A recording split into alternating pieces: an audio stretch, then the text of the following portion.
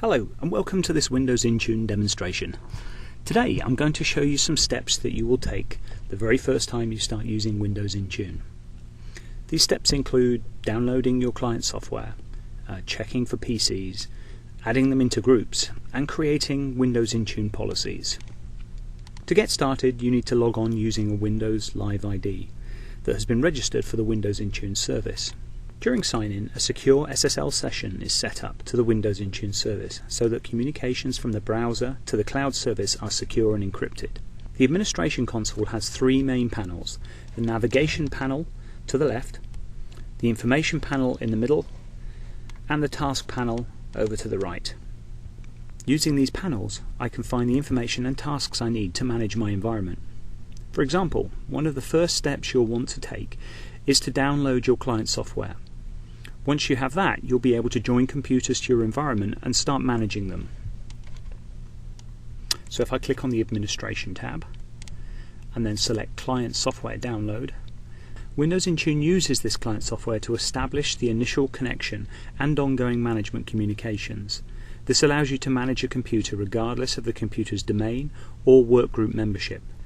As you can see, the software can be installed on 32-bit and 64-bit operating systems, and it's supported on all business editions of Windows XP, Windows Vista and Windows 7. This Windows installer package is just under 9 megabytes in size. I could run this file directly from the browser if I wanted to install the client on this PC, or I could save it on a network drive or thumb drive and run it from there on all computers I wish to manage. I could also automate the deployment to many machines using techniques such as logon scripts or group policy software installation. For now, I'll close this down as I've already downloaded this and used it to enroll a PC into the environment. If I click on the Computers tab, I can see which computers are enrolled into my environment. When you first log into the service, you will see the All Computers and Unassigned Computers groups. These are default groups that provide a way for you to view all the managed computers or just computers that have not been assigned to a group that was created by the administrator. So now I can see the computer I recently added. Notice you have an option to retire a computer here. This is what you would do if you wanted to remove a computer from the managed environment. However, for now I want to create a new group to add this computer to. So from the overview screen, I'll select Create Computer Group.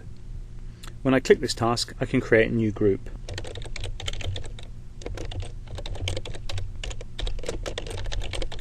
I'll set this up for the Seattle office. Under the parent group, I'll select All Computers so that this group appears at the top level.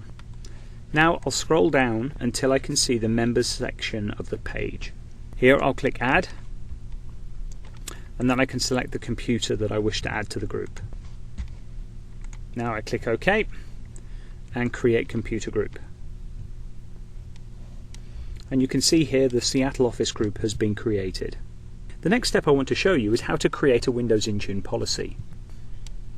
The Policies workspace allows you to create standard policies that you can assign to groups in your environment. The settings in these policies will control the Windows Intune agents to allow you to set standards that can be applied to many computers. So here I'll create a new policy. As you can see, there are three types of policy I can create. The first of these is the Windows Intune agent settings. I can assign a name,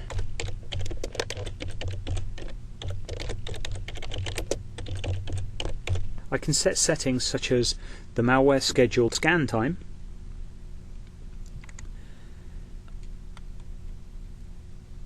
Microsoft SpyNet configuration, as well as control the Microsoft update schedule and how they're assigned to users. Now I can save this policy and I'll be asked if I wish to deploy the policy now. If I select yes, I can select the group or groups that I want to assign this policy to.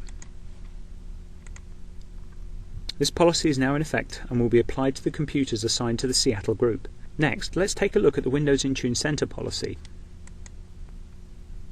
The Windows Intune Center settings allow you to configure the contact information that will appear in the Windows Intune Center on the client computers. So here you can set details such as email addresses, telephone numbers for clients to contact if they have a problem. Finally, if you ever need help while using the Windows Intune console, just click here.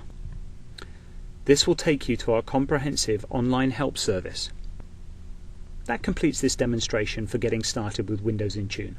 I hope it's helped you to understand some of the initial tasks you can perform when you first start using the service.